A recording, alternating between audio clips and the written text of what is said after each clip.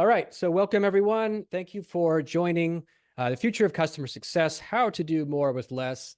I am your host from SimpleSat, CEO at SimpleSat, Corey, and we are joined today by the amazing Kimberly McKellar, who's the VP of Customer Success at Gladly. So thank you, Kim, for being here. Thank you for having me. I'm excited. And yeah, and Kimberly has an amazing knowledge and a lot to share. Fortunately, we only have 1 hour, but we'll cover the most important. You're being too kind, Corey. Yeah. You're being too Okay. kind. Well, we'll see. All right. First off, I know it's not everyone here is familiar with SimpleSat or Gladly, so we'll just do a really super quick introduction. So first, for SimpleSat, we're a customer feedback management platform, which means that we help businesses gather and understand customer feedback to make improvements to their service teams or their businesses or their products. We do this by trying to ask the right question at the right place at the right time. So this means different delivery channels, different questions, different metrics, multi-question surveys, and all the reporting to make that happen. And we're trying to do it kind of with a fun, interactive, engaging angle to improve response rates and not make surveys so boring. And yeah, so tell us about Gladly.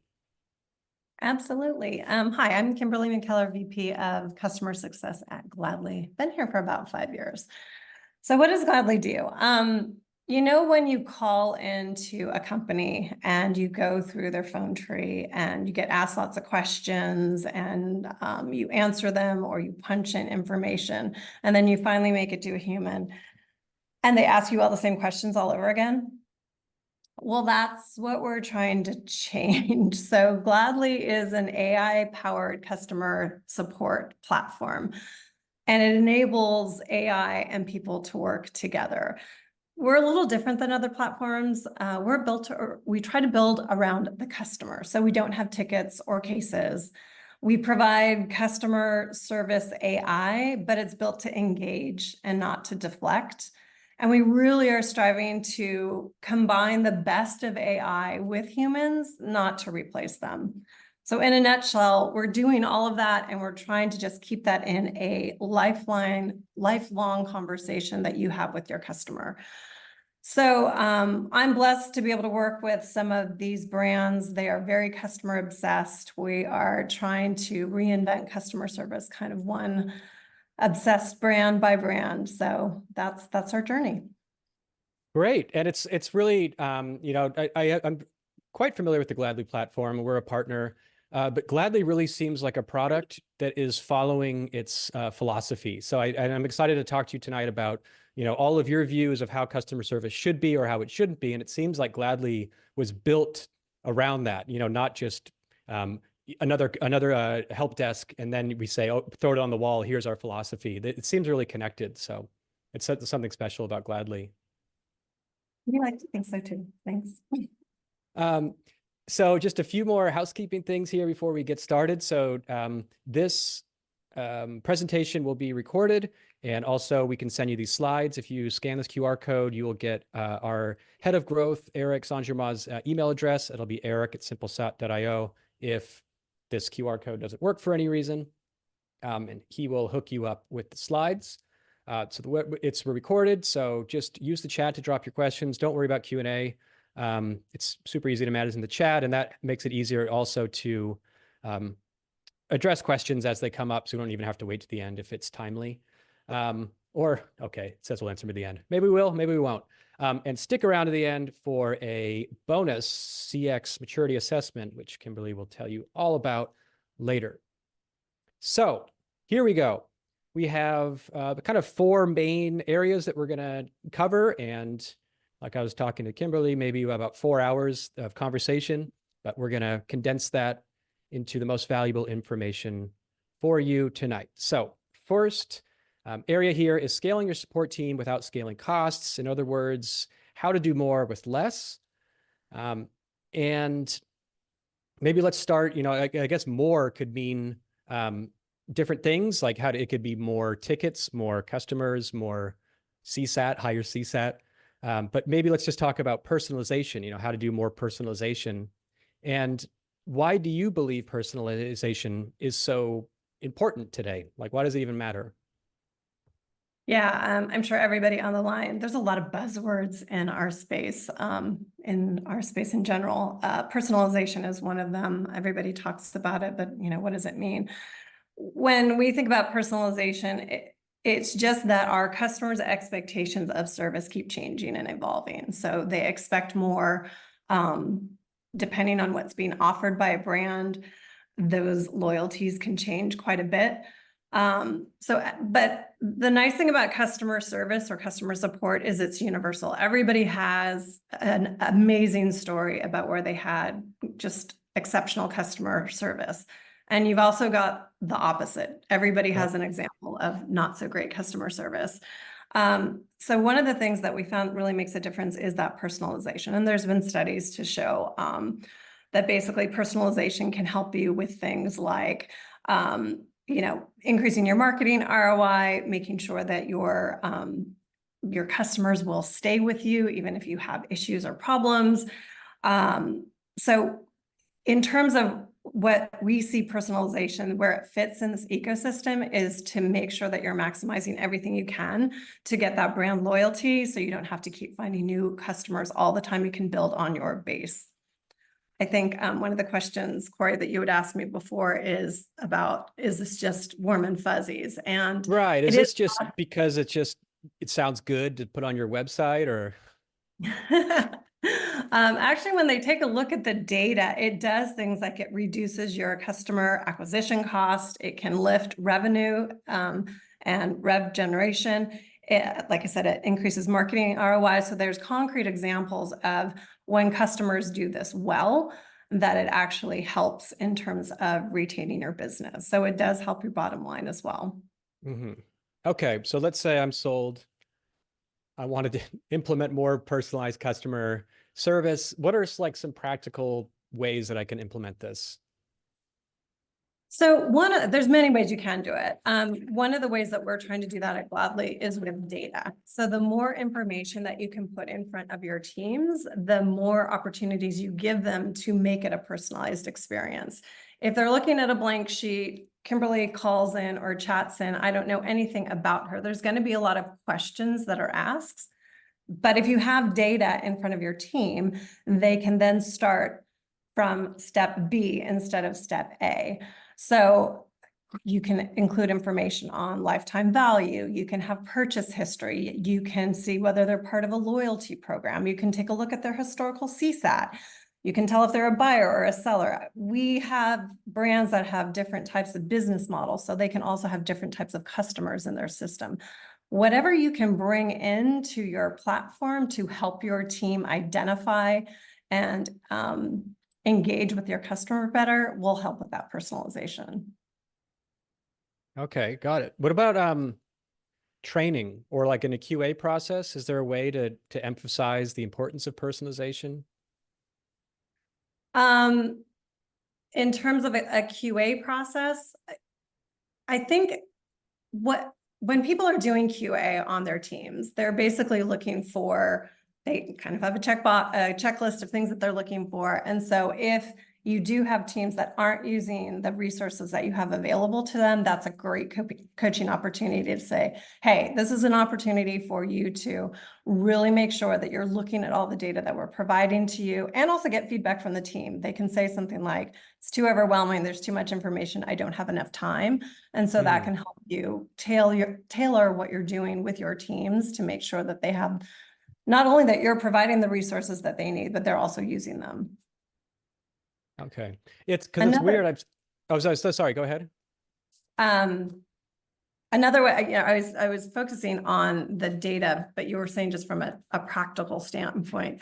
In terms of your tech stack and that technology, the data is one thing, but also giving your team the ability to take action, because what we find is a lot of people are in different systems. So they're going back and forth. They have multiple tabs open. So anything you can do to make that easier so that you bring in the data, but they can also then take action on that data within the same platform. So that does help as well.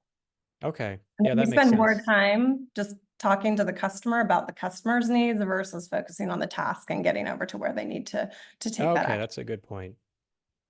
Oh yeah, because I was going to say I've noticed before with like especially even more new customer service agents or support heroes where it's like it's not natural to be personal to personalize service, which is really weird because that's like it should be natural, you know, like just a human to a human, but it's like people turn into robots almost, or like some do, even though they're like really great people to talk to outside of the support experience. So that's why I was just wondering if there's I don't know if you just tell them, hey man, you just got to relax, or like, because personalization works, just be yourself, just be how you were 5 minutes ago, how we were just talking. But I guess the data could help with that too, of helping to just, you know, reduce all the tabs, like the tabs that they have open, all the research they need to do, everything in front of you, so they can just focus on the conversation and not everything else. Well, I know a lot of people like to they feel more comfortable in personal engagements if they're prepared. So having Mm, the information in front of you, and it's, right. we want it to be quick. Like you can scan it in 5 seconds. You have an idea of what's going on. You've got history there, so you can take a look very quickly to see what is happening, especially if it's an escalation, if somebody's not happy, or if Hmm. somebody's had a historical low CSAT score. Like you want to be sensitive to those things. And so I think empathy plays such a big role, obviously, Yep. when you're Yep. providing personalized service. Okay, great. So we're talking about, you know, how to do more with less, and so in this case, personalization. So how can customers scale their support teams without compromising on this personalization? Because I think a lot of people are going to assume that personalization means more money, more time. Might not be, but so what's your take on this? Yeah, it's interesting. All those things that we just talked about in terms of data, getting it in front of your agents, your team, whatever you call them, associates, ambassadors, Uh-huh. giving them those tools, you can do the exact same thing with self-service. So the more information that you bring into your platform and your knowledge base, your order information, if you're on the retail side or e-commerce side, all of that information can feed into your self-service. And that helps you scale as well, because there is definitely a cohort of customers out there that just want to help themselves quickly. If you think about it personally, how many times have you gone to a website with a question, you found their FAQs, you've looked through it, but it's either incomplete, it's got missing information, it's got outdated information. And then you have to engage them. You have to chat with them, or you have to call them or send an email to get that last piece of information. So the more complete and accessible that information is, that does help you scale, because you can have a very robust self-service cohort for the cohort of customers that want to use that. And then you can also have, your agents available for people who want to contact in different ways. Okay, so it's not just about making personalization more efficient. It's about giving the customer what they want. In some case, it's no contact at all. Just give me the answer as fast as possible. But when it does require a human element, you know, make it good. Don't pretend to, or that kind of what you're saying. Yeah. I mean, imagine if you went, let's say this is all self-service and you're chatting in. Everybody, chat bots, you can like them or not like them. But if you are having a good experience, that is personalized. You chat in and it says, "Hello, Kimberly." And I tell it that I have a question about my order. Oh, is this the order that you're talking about? You feel like, okay, the system knows, it's recognized me. It knows I have a recent order. It's assuming, or I'm telling it that I have a question about it. It's kind of one step ahead. So you can use that personalization with your AI or automation as well to help your customer self-serve. And Hmm. especially if it is more of a transactional nature, those things can be taken care of very quickly. Customers can be very satisfied with the outcome, and it can still feel personal. Got it. Okay, great. Um, when we were Oh, one talking, last thing, because yeah, we're yeah. cost and scaling and kind of technology as well. One of the other things we've seen customers do in order to scale is to really lean into digital conversations. And the reason for that is you can help multiple customers at the same time. With chat, you might not want to load your team up as much, but with SMS, which is becoming very, very popular as a channel for businesses and brands, you can be helping multiple customers all at the same time versus being on the phone with one person at a time or writing an email to one person at a time. So it does help you do kind of a one-to-many in a more scalable way. The beauty around that is you can reserve things like phone and email for when you need them. So we do have customers moving into more of like a concierge or white glove service, more as a strategy to help them with that. And then using things like a combination of self-service and omni-channel to help scale over time. Mm-hmm. Okay, great. On Monday, when we were talking about this, I think you mentioned Crate and Barrel case study for just talking about tech stack consolidation, and like maybe that's another way to, scale up without spending more. And so I don't know, could you talk about that and like how does it, how did Gladly help with the transition of consolidating tech stack, and how did that work out in the end for Crate and Barrel? Yeah. No, we've got some great brands that we're working with. I worked with Crate and Barrel since day one, so they're near and dear to my heart. Most of the time when we talk about tech stack consolidation, it is because customers are coming from an ecosystem where they've had different channels on different systems. And so that was the case with Crate and Barrel. They were using one thing for chat, something else for email.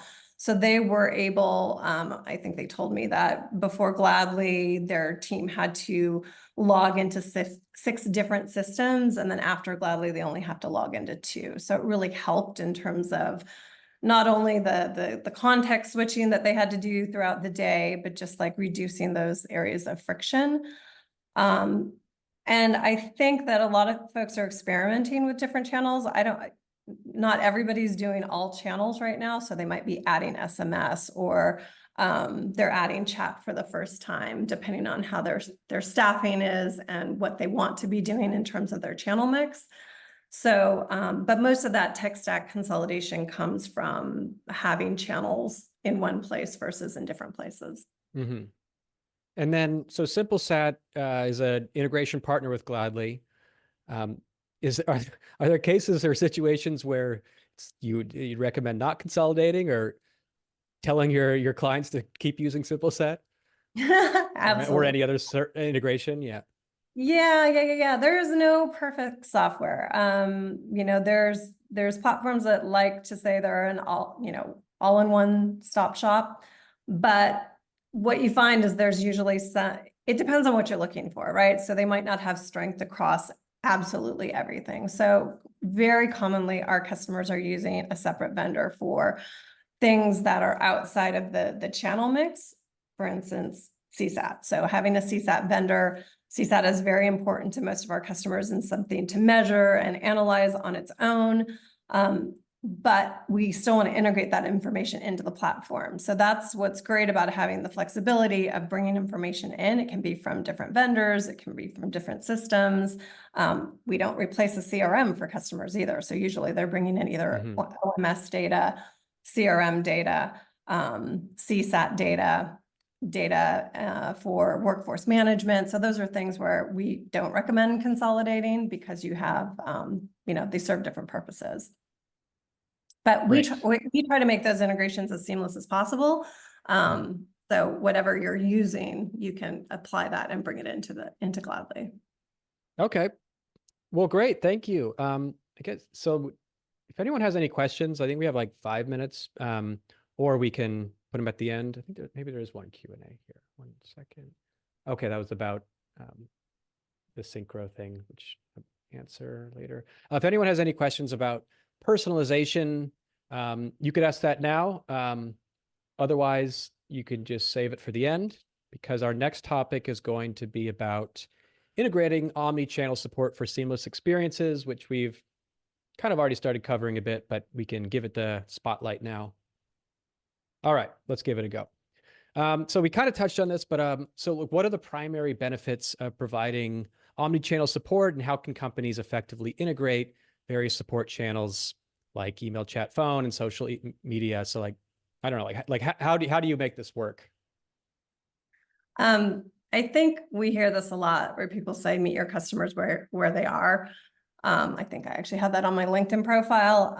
But one of the primary reasons for looking across different channels is, depending on your demographics, we have customers that'll say, oh, our demographic is older, or we have really complex issues that our customers are contacting us about, so they prefer to use phone, which is absolutely fine.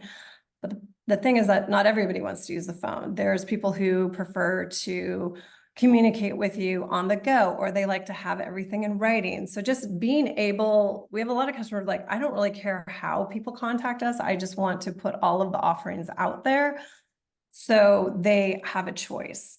What we're finding with Omnichannel though, is that you might have preferences, like I just mentioned, like you want to lean into digital more because you want to be able to help more customers, or it's more cost efficient for you.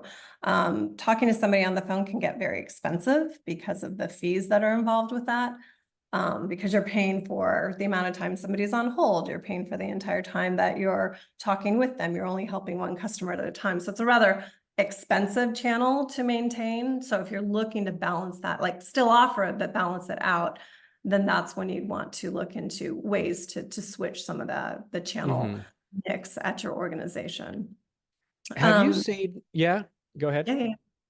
No, go ahead with your Okay, question. I was just gonna say, have you seen examples of like when omni-channel gone wrong? Like, I'm just trying to think, like, you know, if you say, okay, let's open it up to Facebook or an Instagram message for support, and then stuff's getting, if it's not integrated properly, maybe Gladly just does like a really good job at this, but if it's not getting in properly, then stuff's getting stuck, and you log into Instagram 6 months later, and you see like 20 messages there that you forgot to get. Like, is there a risk of implementing omnichannel or maybe just not doing it right or too fast?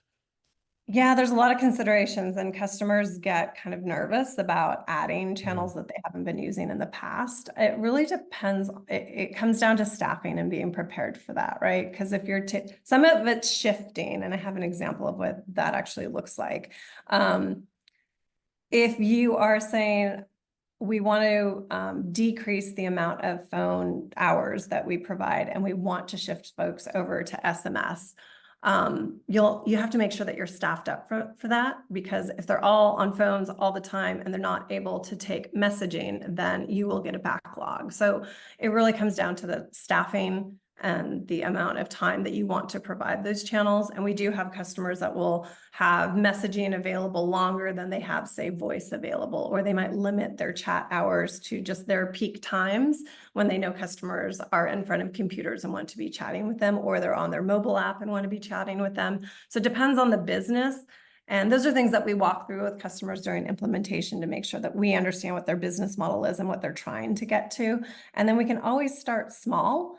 You know, you don't have to open the floodgate in the beginning. You can just offer things like chat during certain hours, and then expand that out as your team gets more comfortable.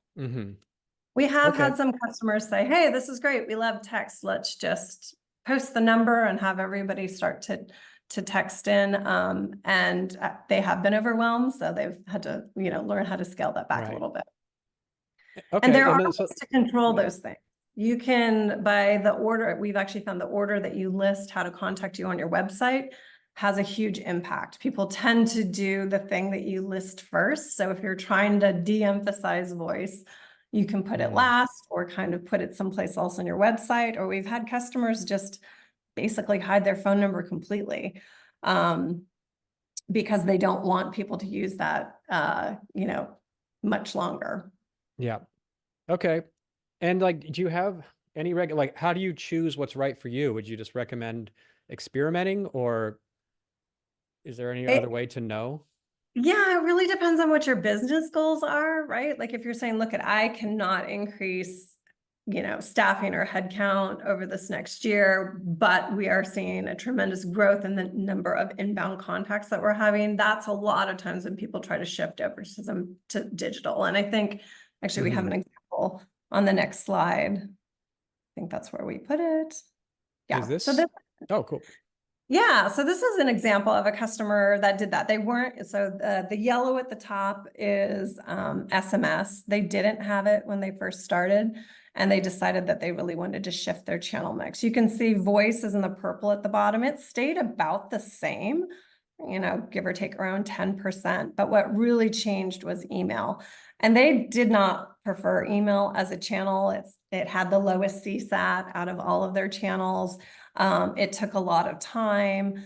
It was just one email at a time. So they had always offered chat, but they decided that they wanted to offer SMS. So they were already pretty heavy in that digital space by offering chat, but by including SMS, they went from, gosh, it was like 35% to about 60% over a year's time of messaging, which was their goal. They really wanted to shift that channel mix, but SMS was a thing that they, were trying out for the first time. They really minimized email on their website, so they didn't have it pronounced or as a way to really contact them anymore. You can also do things with SEO to make sure that it's kind of scrubbed when people Google or do, search for ways to contact you. So there's all sorts of tactics to help with the channel shift, depending on what your business needs are.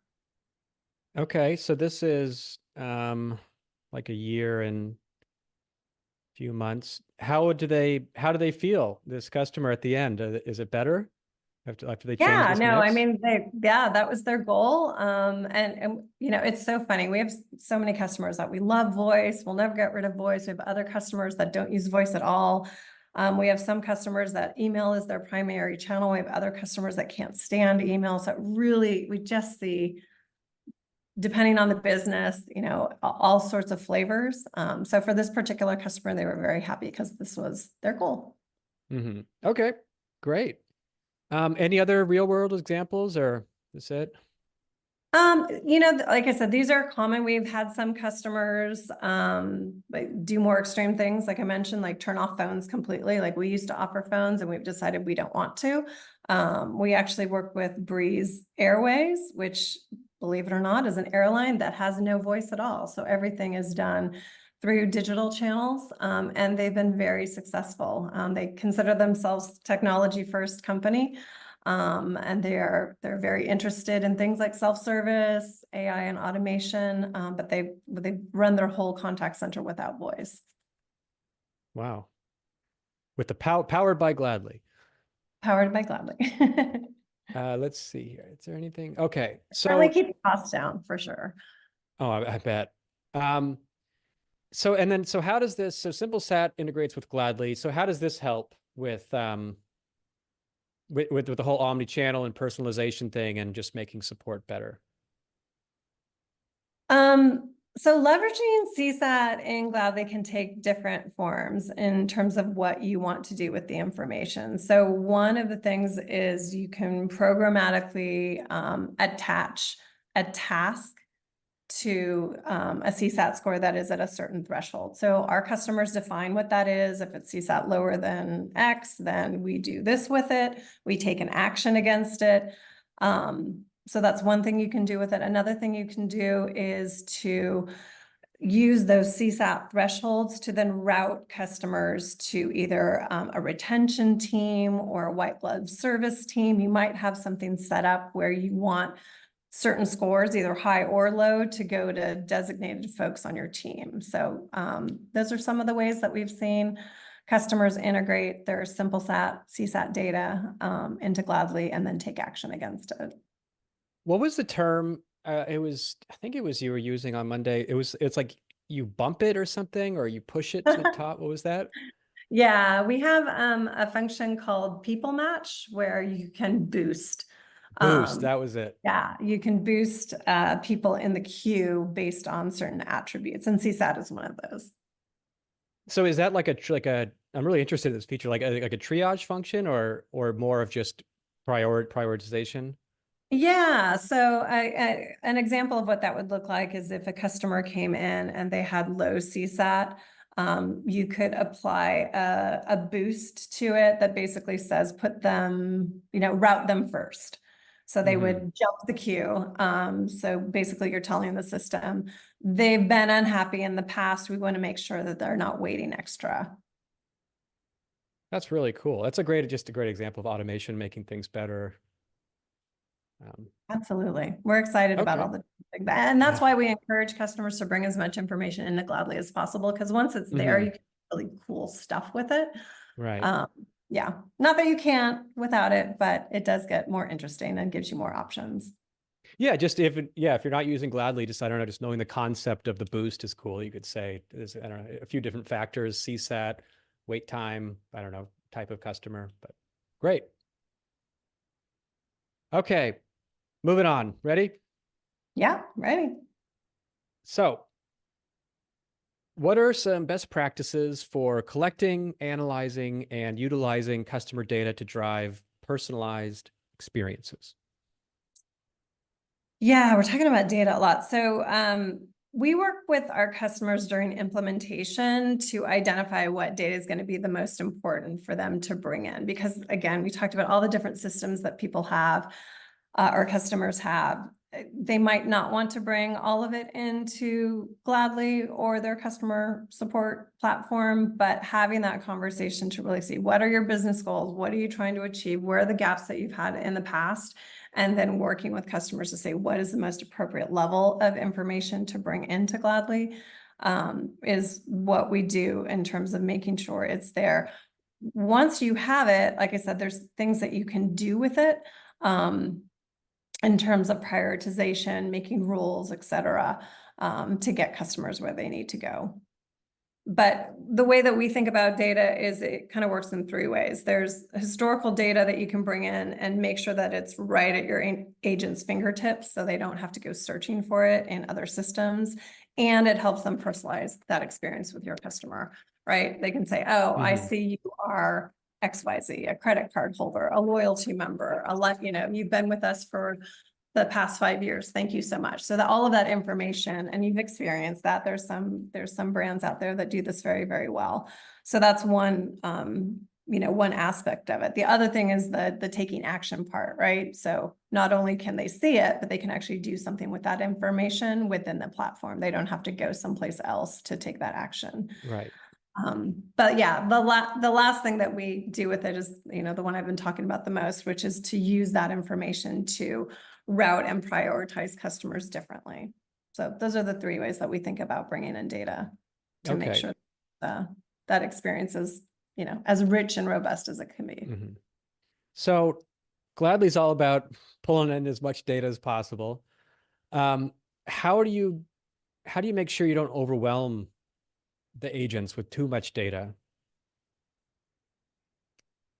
So that's a challenge, I'll be honest. Like I said, we work with customers during implementation, and we do not advise the kitchen sink approach because there is so much information out there. You don't want your team to have to scroll for days in the customer profile to see all of the information about them. So one of the things that we pride ourselves with at Gladly is just having a very clean UI. We don't want a really busy screen that has too much information on it. So we allow customers to customize what the customer profile looks like, the order in which you have the information. So we have kind of a standard order, but if you want to move it around, you can do that because, this component that you have listed number 3, we actually want it listed, number 1. We also have ways to minimize data fields. So you can expand them if you need them, but they don't need to be there or seen if you don't need them. We can make it so if there's no data that's being brought in for that particular field, that it doesn't show at all. So we have ways to make it so it's less overwhelming, but still provide that information to the teams. We also encourage folks to just iterate, to start small and then expand. If we say, hey, we like this amount of information, but we really found that we're lacking this and it would be helpful for our team. So then you can add that later. And then we also recommend assessing over time. If you've brought a lot of information in, just ask the teams, are you using this information? Is it helpful? And if it's not, take it out. You can clean things up. So there's a lot of areas where you can customize all that information that comes in. And I'm sure people on the front are like, oh my gosh, how much dev time does this take to do this? Yeah. And back in the day, so when I started with Gladly, we had 8 customers. So it was a very different world than it is today. But you did have to build what we called a custom lookup adapter to bring information in. It was based off of certain specs. It was it was a little less customizable in the fact that, you couldn't easily, it took more developer time to basically build this middleware. We have now offered what we call our app platform. So it is takes much less time. You basically are just building an app, and any data that you have available via publicly accessible APIs, you can just feed into Gladly. So it's much easier now than it was in the beginning, in the early days. So it just kind of opens up the door to build this ecosystem that we're talking about. Yeah, great. Okay, and so this is kind of similar to adding omnichannel channels, where it's just, if you don't know where to start, or if you don't know what's too much, then just start small and add as you go, right? Kind of similar to, the customer, Absolutely. bringing in customer Absolutely. information. And that's, that's our whole team is customer success. Customer success includes professional services, our implementation team, our customer education team, our support team, our CSMs. So we all work hand in hand, because this is it's a journey with the customer. So again, we try to get them on a very solid foundation coming out of implementation. But once you're in the wild and kicking the tires, you will be iterating. You'll be taking a look at at all the rules that you have, all the data that you're bringing in to decide if it's too much or too little, and we're with you to make those decisions along the way. Okay. And so I'm sure some people are thinking this as well. So if we're bringing in all this customer data, we got to think about privacy and compliance. Like, what are the best practices, or what do you recommend for that to make sure you're staying compliant and respecting customers' data? Yeah, absolutely. We take data privacy very seriously, especially because many of our customers are taking payment information through different channels. So we've got mechanisms that are in place to make sure that we do things like pause a recording if somebody is giving credit card information. We've got different compliance settings for administrators to make sure that they can delete either information, conversations, or attachments that might have been inadvertently saved. We make sure that we have a whole system to make sure that we're compliant with CCPA and GDPR requirements. We have global customers, so there's lots of information and data privacy concerns across different countries. So we make sure that you can get to the information, the customer information that you need, but you can also delete it upon request. And then lastly, we just make sure that we are always PCI compliant and SOC 2 certified. Simple Sad is just about to start our SOC 2 audit. Have fun. Preparing for months. Yeah, thank you. Okay. Moving on here to future trends in personalization and omnichannel support. Let's see how long we can go without talking about AI. First question here, what emerging trends and technologies do you think will shape the future of customer service? AI. Well, I think we've talked about a lot of them. Obviously, AI is the hot topic right now because people are trying to figure out where it fits. I was at a conference back in November of last year, and we talked about this it was clickbait for sure, but it was a story they ran on CNN. It was about a CEO who said he replaced 90% of his support staff because he had his team build an AI chatbot. And I think what happens especially in customer service, when we hear things like that, people get very nervous about their jobs. It's quite an emotional response, and that makes perfect sense because people are wondering, what does that look like going forward? And we do have some customers that have said, hey, I really am looking to AI to help me either reduce my staff over time. And so it really depends on what your goals are and what you want to do with AI, but certainly that is a trend that is here to stay. It's still early in terms of how we use it and the best way to optimize it. Like I said, at Gladly, we're really looking to blend and have AI and automation take care of the more transactional rinse and repeat type of tasks that the team does to allow them to spend more time on higher value work with your customers. We're not looking at it as something that is going to replace X% of your workforce. But that's certainly up to you. But the things that we continue to hear about, AI, self-service, automation, we talked about personalization. And then that strategic use of the white glove or concierge service. I think AI helps enable that even further. So that's something that we're hearing a lot about. Also, agent empowerment. I mean, your agents are the face of your brand. So what you do with them to make sure that they've got a fulfilling job and that, you don't have high turnover and that you're giving them the training and the authority to make decisions on customers' behalf. That really resonates with customers. If you don't have to get bounced around to different departments to solve your problem, the first person you are in contact with can help you.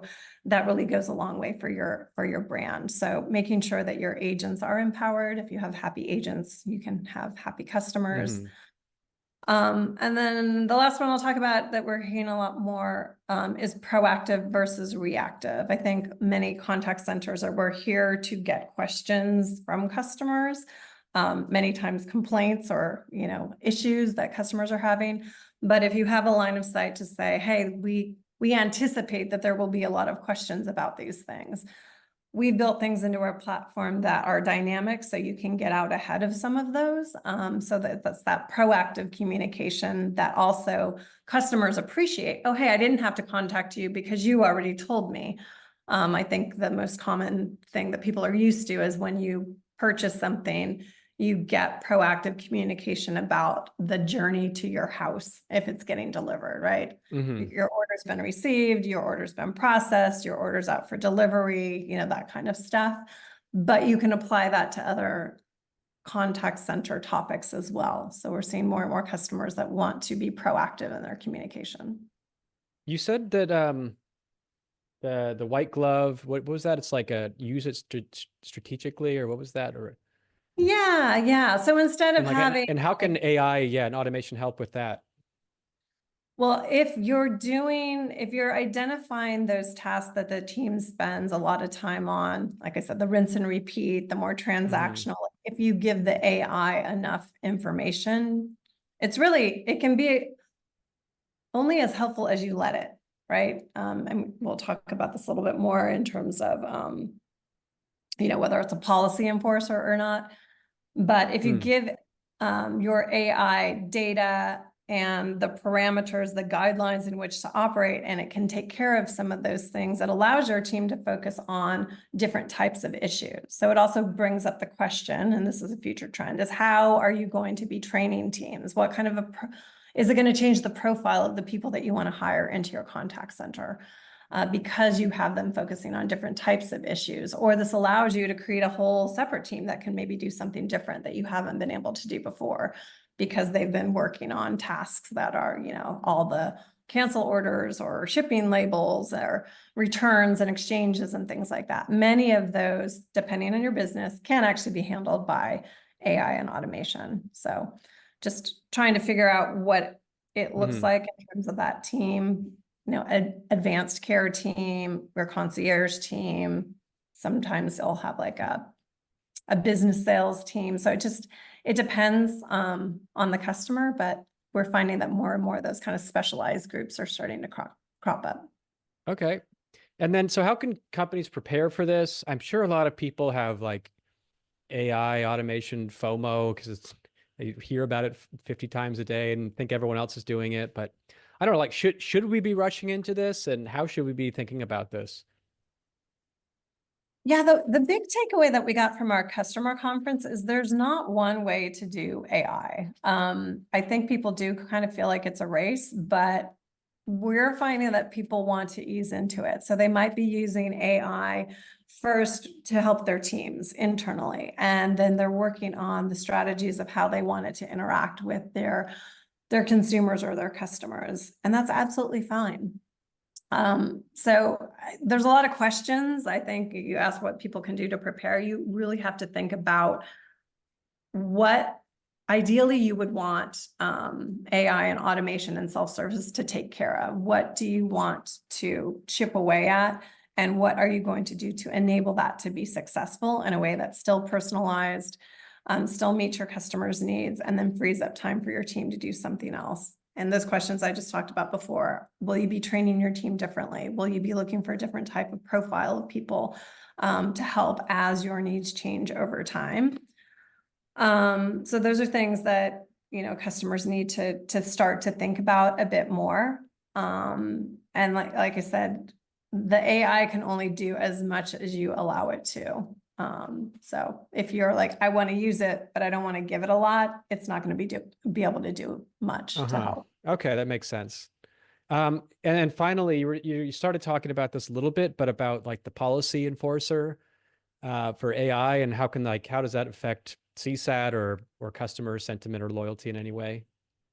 Yeah, so it's an interesting question. And we're seeing all sorts of examples of this, but certainly when it comes to CSAT, if you've got AI and automation that's handling some of the contacts that are coming into your center, we have some customers who have said, I don't expect it to have the same score or level of CSAT as talking to a human. So you have to figure out the trade-offs for your organization around CSAT. Is it okay to sacrifice a little bit of CSAT in order to gain some efficiency? And the reason why it might be lower, and again, it depends on your business, is the information you give it and the policies that you're asking it to enforce. So for example, if you say we have no returns after 30 days and you have your AI basically give that message to your customers, they might not be as happy if they can call in and then get someone that will give them an exception. So it's like when I interact with a human, I explain all the circumstances of why I wasn't able to make the 30 days. They said, okay, fine. That will probably get a higher CSAT than the bot that tells them that they cannot. On the flip side, if you've got pretty lenient policies, yes, we understand, sorry you weren't happy, go ahead, keep the product and we'll refund you. If you can do that all with AI and not have to interact with a human, very likely you'll give that interaction a high CSAT score. Because you got what you wanted, you were surprised because you got to keep the product and you got a refund. So it really depends on what you allow the AI to do. And then you have to manage your expectations in terms of CSAT. You could say, look, we have lenient policies. I expect the CSAT to be about the same, whether they're dealing with a bot or if they're dealing with a human. Other customers tell us like, yeah, we're willing to take a hit on the CSAT in order to get the efficiency. We realize that they might not be quite as happy as they are if they're talking to a human, but that's okay. And then I imagine like the goal should be to use AI automation in the right way and to increase CSAT, like with both. Like, are you seeing that happen too? Does it have to always be a trade-off? I think right now it's really early. So Uh-huh. more information that we get in and we are monitoring what is happening with both types of interactions, we can say, okay, we understand that at this point, there is more friction than we would like. So let's solve for that.